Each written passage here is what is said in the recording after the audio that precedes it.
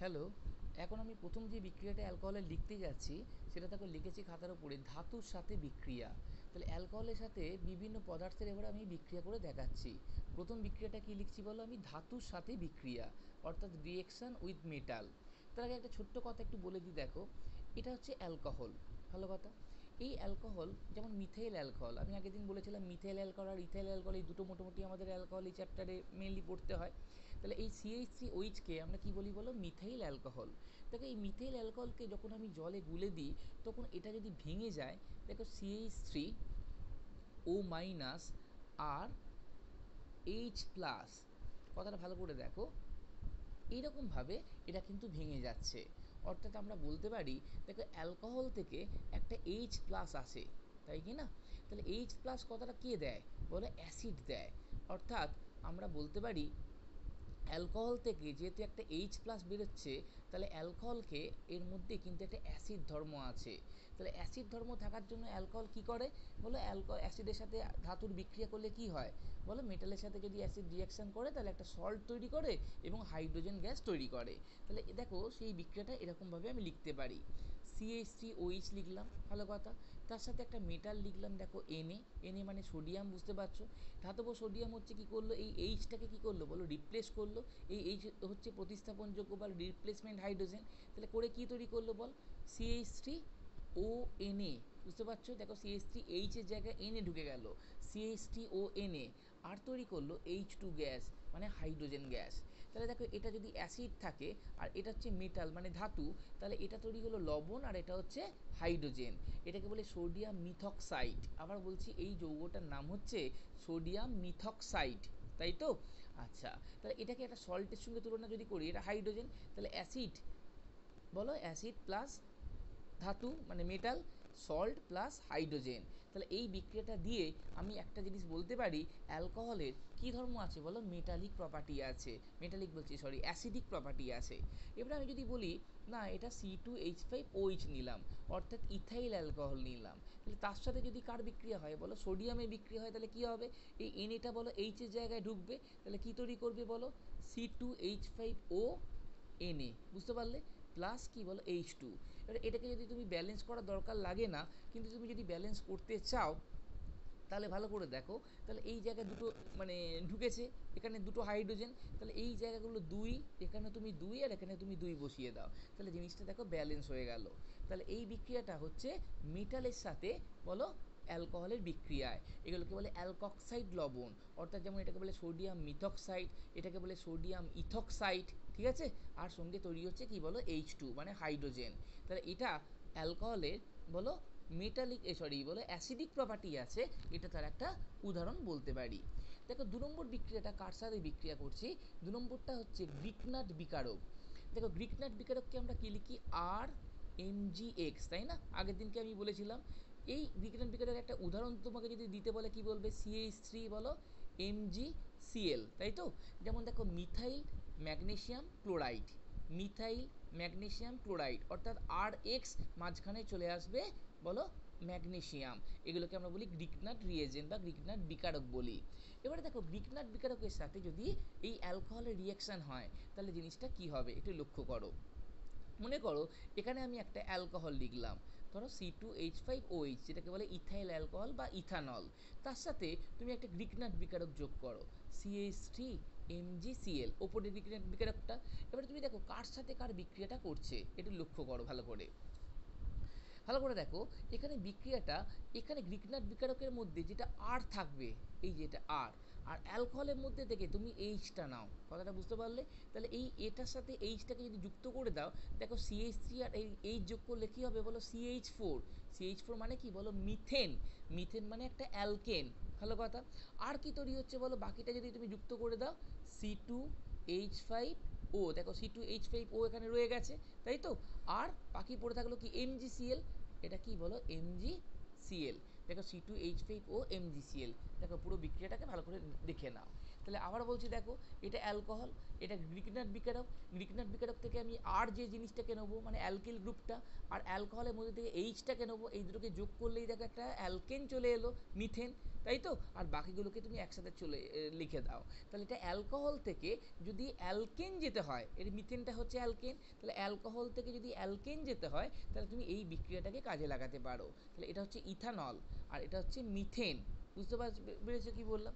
এবারে তুমি যদি এখানে অন্য একটা বিক্রিয়া নিলে, দেখো মনে করো এরকম নিলে CH3OH, মনে করো মিথাইল অ্যালকোহল, এখানে তুমি নিলে উল্টোটা C2H5MgCl, এটা নিলে, তাহলে তুমি এখানে একটা ব্যাকেট করে দাও আর এখানে একটা এইচটা নিয়ে নাও, তাহলে দেখো C2H5 তার সঙ্গে এইচ নাও, তাহলে কি হয়ে গেল বলো? C2H6, যেটাকে আমরা ইথেন বলি, তাই তো? প্লাস বাকি এখানে কি পড়ে আছে বলো? CH3O, আর ওখানে কি পড়ে রয়েছে? MgCl, MgCl। তাহলে দেখো 2 নম্বর, এটাকে আমরা মিথেন বলি, এটাকে বলে ইথেন বলি। তাহলে মিথেন ইথেন এগুলো কি বলো? অ্যালকেন। তাহলে অ্যালকোহলের সাথে গ্রিগনাট রিয়েজেন্টকে যদি আমি রিয়াকশান করি তাহলে এটা তৈরি হবে কি বলো? অ্যালকেন। উপরেরটা তৈরি হয়েছে মিথেন আর নিচেরটা তৈরি হয়েছে ইথেন, হয়ে গেছে। 2 নম্বর দেখো, বিক্রিয়াটাকে আমরা লিখছি এস্টারিফিকেশন।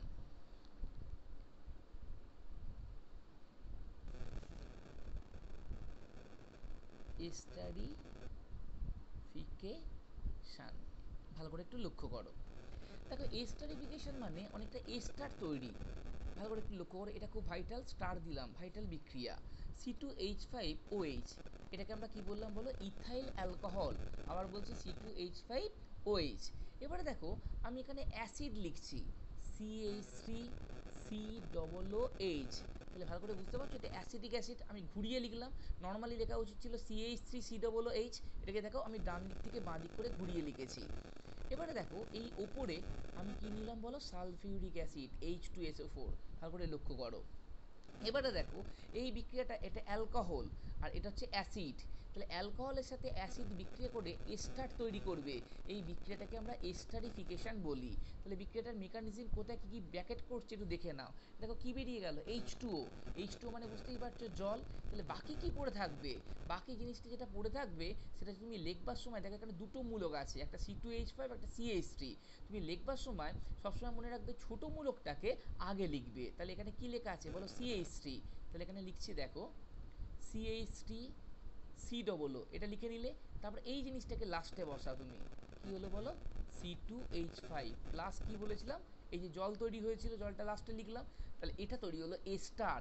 এস্টার কাকে বলে বলো? যার মাঝখানে থাকে এই মূলকটা COO আর দুপাশে থাকে আর অ্যালকিল গ্রুপ, দেখে এপাশে মিথাইল এপাশে ইথাইল।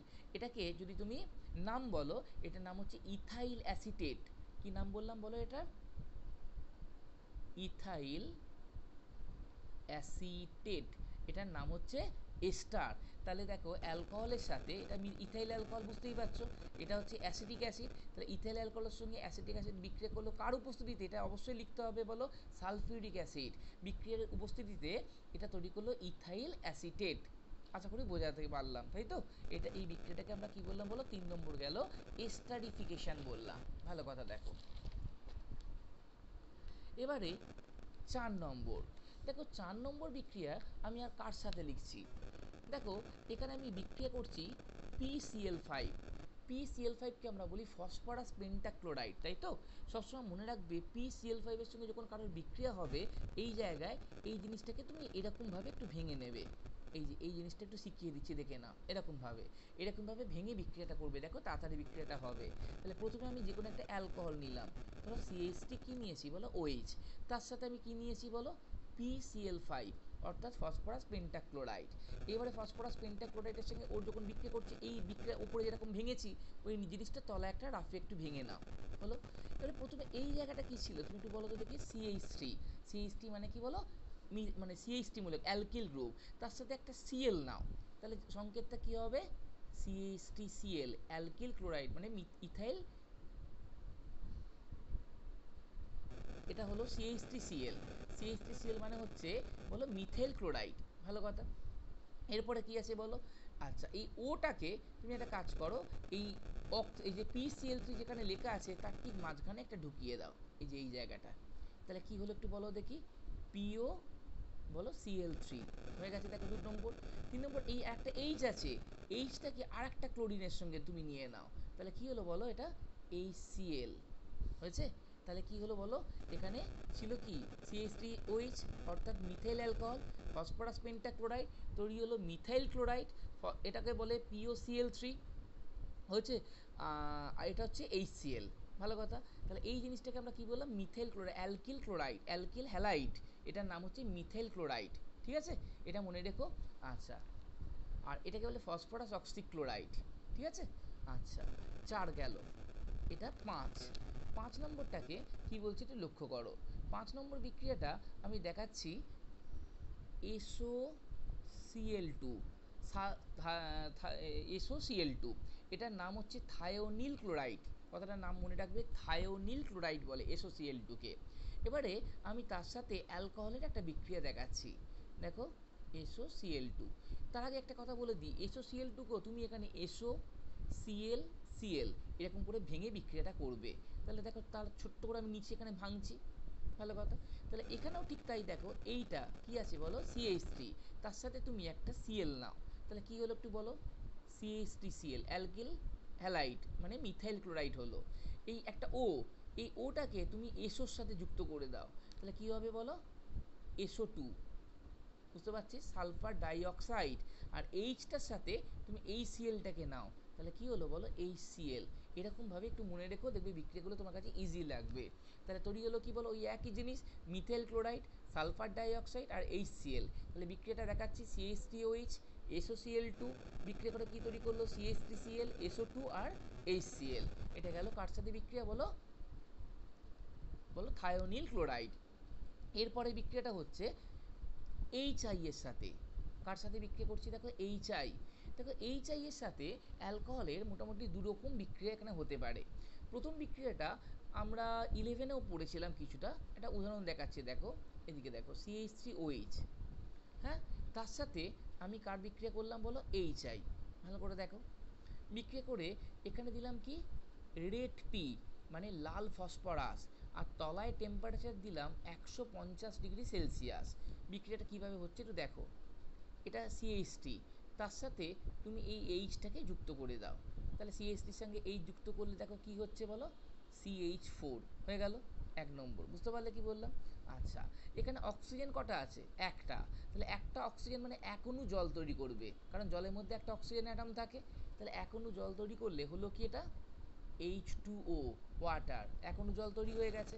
আচ্ছা, এবারে দেখো জল তৈরি করতে হাইড্রোজেন কটা লেগেছে বলো, দুটো অ্যাটম, তাহলে দুটো অ্যাটম তুমি এখানে 2 বসিয়ে দাও, 2 বসিয়ে দিলাম, হয়ে গেছে।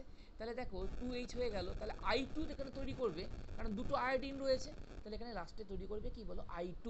তাহলে আলটিমেট তৈরি হলো কি বলো, মিথেন, জল, আর I2 মানে আয়োডিন। তা এটা গেল একটা বিক্রিয়া।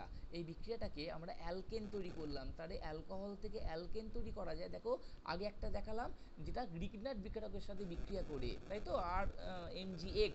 আর এটা তৈরি করলাম HI মানে হাইড্রোআয়োডিক অ্যাসিড, সঙ্গে রেড পি মানে লাল ফসফরাস, আর বলো 150°C টেম্পারেচার, বোঝা গেছে। তাহলে এটা গেল আপাতত তোমাদের HI এর সাথে একটা বিক্রিয়া। এবারে মোটামুটি এটা HI এর সাথে মানে অ্যালকোহলের সাথে HI এর বিক্রিয়া দেখালাম। এরপরে তোমার অ্যালকোহলের সাথে আর কি কি বিক্রিয়া মোটামুটি তোমাদের এখানে করা যেতে পারে, দাঁড়াও। আচ্ছা, অ্যালকোহলের সাথে এরপরে তোমাদের যে বিক্রিয়াটা হচ্ছে সেটা হচ্ছে নিরুদন। দেখো নিরুদন কথাটা মানে কি, নিরুদন কথাটা মানে হচ্ছে জল বেরিয়ে যাওয়া, অর্থাৎ অ্যালকোহল থেকে জল বেরিয়ে গেলে আলটিমেট কি হয় তাকে আমরা নিরুদন বলি। এই অ্যালকোহলের নিরুদন দিয়ে আমরা বলতে পারি 3 প্রকার অ্যালকোহলের মধ্যে আমরা পার্থক্য দেখাতে পারি। আবার বলছি, 3 প্রকার অ্যালকোহলের মধ্যে আমরা পার্থক্য দেখাতে পারি। এটা খুব ভালো করে, ইংরেজিতে যেটাকে বলে ডিহাইড্রেশন, বাংলায় কি বললাম বলো, নিরুদন। নিরুদন মানে কি বললাম, জল বেরিয়ে যাওয়া।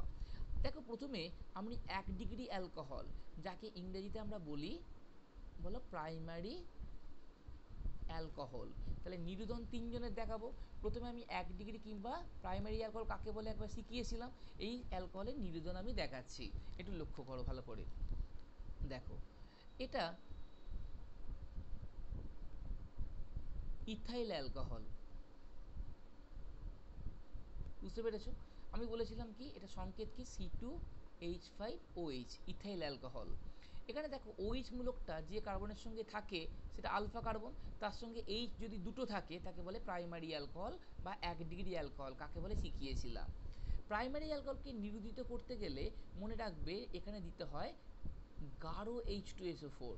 কি বললাম এখানে? গাঢ় সালফিউরিক অ্যাসিড, এবং টেম্পারেচার 165 থেকে মোটামুটি 170 ডিগ্রি সেলসিয়াস।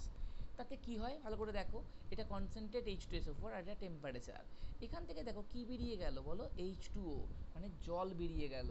তাহলে জল যদি বেরিয়ে যায়, কার্বন কটা বলো, দুটো, আর হাইড্রোজেন বলো চারটে, তাহলে তৈরি হলো C2H4।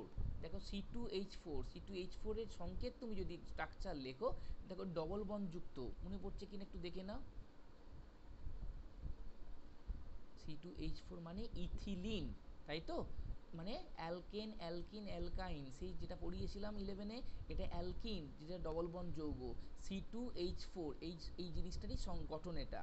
আর কি বেরিয়ে গেছিলো বলো, জল, তাহলে প্লাস বলো H2O। বুঝতে পেরেছো? প্লাস কি বলো, H2O। বোঝা গেছে?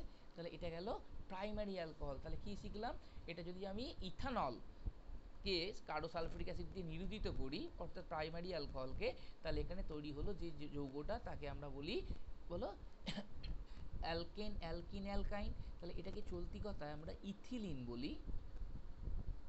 আর ইউপ্যাক নামে এটা কার্বন 1, এটা 2, ইথ 1 ইন, ইথিন বলি। মনে থাকবে ইথিলিন কিংবা ইউপ্যাক নামে যেটাকে আমরা বলি ইথিন। দেখো হয়ে গেছে এটা। আচ্ছা, এটা গেল কার বলো 1 ডিগ্রি অ্যালকোহল। এবারে আমি 2 ডিগ্রি বলো অ্যালকোহল কিংবা সেকেন্ডারি অ্যালকোহল হলো। সেকেন্ডারি অ্যালকোহলের আমি নিরোধন দেখাবো। একটু লক্ষ্য করো সেকেন্ডারি অ্যালকোহল কোনটা।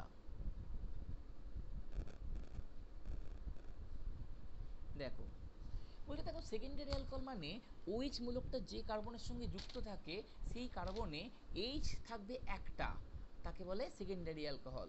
এটার নাম আগের দিন আমি বলেছিলাম secondary isopropyl alcohol. Secondary isopropyl alcohol হয়েছে। দেখো এটাকে আমি সালফিউরিক অ্যাসিড দিয়ে নিরোধিত করব, তাই তো? কিন্তু এখানে নিরোধিত করবার জন্য আমাকে কি করতে হবে একটু ভালো করে লক্ষ্য দেখো। সেকেন্ডারি অ্যালকোহলকে আমি নিরোধিত করব, এটাকে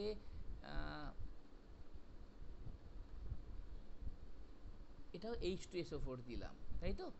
আচ্ছা, এটাও H2SO4 দিয়েছি, আর এখানে টেম্পারেচার 100 কত ডিগ্রি বলো, 40 ডিগ্রি সেলসিয়াস দেখালাম। অর্থাৎ 140 ডিগ্রি সেলসিয়াস টেম্পারেচারে আমরা সেকেন্ডারি অ্যালকোহলকে নিরোধিত করব। আচ্ছা, এখানে দেখো ভালো করে দেখো, এখানে কিন্তু একটা জিনিস একটু অসুবিধা হয়ে গেল, যে এই অ্যালকোহলটাকে নিরোধিত করলে আমি সেট জেড সূত্র বলে একটা সূত্র আছে, সেটাকে কিন্তু ব্যাখ্যা করতে পারবো না। এখানে কিন্তু একটা স্টার দিলাম, এখানে একটা জিনিস আছে সেট জেড সূত্র বলে, দেখবে 11-এও ছিল এবং মানে আমাদের 12-এও যেটা রয়েছে। এই অ্যালকোহলকে নিরোধিত করে আমি একটু পরে দেখাচ্ছি, কিন্তু আগে অন্য একটা সেকেন্ডারি অ্যালকোহল দেখাই যেটাকে মানে সেট জেড সূত্রটা কাজে লাগানো যাবে। দেখো এখানে সেই সূত্রটা দেখাচ্ছি, 1 2 3 4, চারটে কার্বন দিয়ে এখানে দেখাচ্ছি দেখো। আচ্ছা, এটাকে OH করলাম, এখানে CH3 করলাম, দেখো কার্বনের যোজ্যতা 4, বুঝতে পারছো, 3 এর 4, এখানে 1 2 3, এখানে একটা তাহলে H দিতে হবে, এখানে 1 2 হয়েছে, এখানে আর দুটো H দিতে হবে, এখানে 2 হয়েছে, এখানে আরো দুটো H দিতে হবে, এখানে একটা আছে, এখানে 3টে দিতে হবে। এটার ইউপ্যাক নাম কি বলো, 1 2 3 4 5, তাই তো? তাহলে এক কথা তুমি একটা কাজ করো, এটাকে বাদ দিয়ে দাও, এটাকে 3 করে দাও, ছোট করে নাও জিনিসটা। তাহলে কি হলো বলো, এটাকে 1 2 3 4, তাহলে এটাকে ওইচটা দেখো কত নম্বরে আছে, 2 নম্বরে। তাহলে এটার নাম বিউটান টু অল বা 2 বিউটানল, 2 বিউটানল। নল। কেন অল, কেন 2 নম্বরে আছে ওইচটা, ওইচ থাকলে অল বলে, অলটা 2 নম্বরে আছে তাহলে বিউটান, বিউট কেন 4টে কার্বন আছে আর অল 2 এ আছে বলে 2 অল, বিউটান 2 অল বা 2 বিউটানল। দেখো এটাকেও আমি দিলাম H2SO4, এটাকে নাতি গাঢ় বা 1:1, মানে বুঝতে পারছো ওটা আগে একটা গাঢ় ছিল, এটা কিন্তু পুরো গাঢ় নয়, দেখো 1:1 দিয়েছি। আর এখানে টেম্পারেচার দিয়েছি দেখো 140 ডিগ্রি, যেটা আগেরটার ক্ষেত্রে ছিল আমাদের 165 ডিগ্রির মতো, এটা দিয়েছি 140 ডিগ্রি। এবার যে বিক্রিয়াটা সেটজেট সেটা বলছি, তো দেখে নাও ভালো করে। বলি দেখো সেকেন্ডারি অ্যালকোহলকে নিরুদ্ধিত করবার সময় OH মূলক তো রয়েছেই, একে জল তৈরি করবার জন্য আর একটা এইচ দরকার।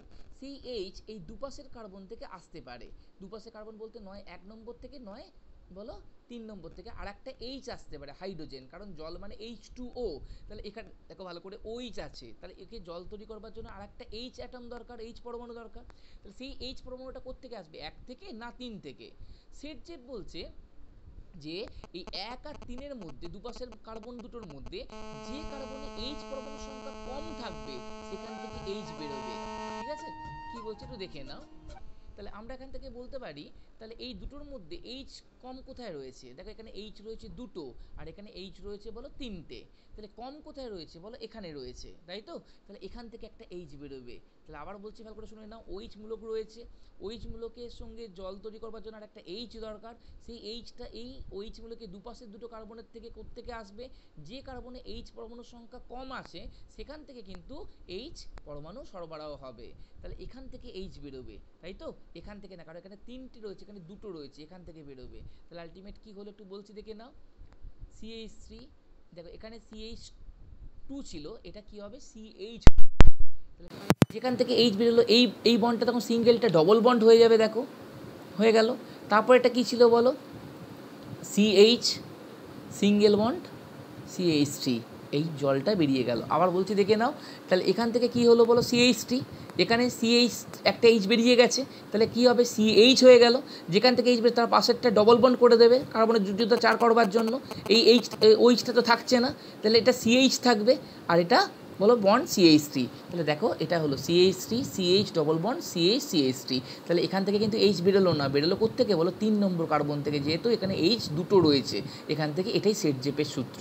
ঠিক আছে, আচ্ছা এই গেল। তাহলে এটার নাম কি হলো বলো, 1 2 3 4, 4টে কার্বন, তাহলে বিউট 2 ইন, তাই তো? বিউট কেন 4টে কার্বন আর 2 নম্বরে ইন আছে, তাহলে এটার নাম হচ্ছে বিউট 2 ইন বা 2 বিউটিন। কি নাম বললাম, বিউট 2 ইন কিংবা 2 বিউটিন, এটা হচ্ছে সেকেন্ডারি অ্যালকোহল। এবারে দেখো আমি টার্সিয়ারি অ্যালকোহলকে নিরোধিত করছি। দেখো টার্সিয়ারি অ্যালকোহল বলতে কোনটা, মানে 3 ডিগ্রি টার্সিয়ারি অ্যালকোহল, তার নিরোধন দেখাচ্ছে দেখে না, এটা টার্সিয়ারি অ্যালকোহল। দেখো টার্সিয়ারি অ্যালকোহল কাকে বলে একটু বলে দিই, OH মূলকটা যেখানে কার্বনের সঙ্গে যুক্ত সেখানে কোনো এইচ থাকবে না, দেখো CH3 কোনো এইচ নেই, তাহলে এটা হচ্ছে টার্সিয়ারি অ্যালকোহল। এর জন্য কিসের দরকার বলে দিচ্ছি, এর জন্য দরকার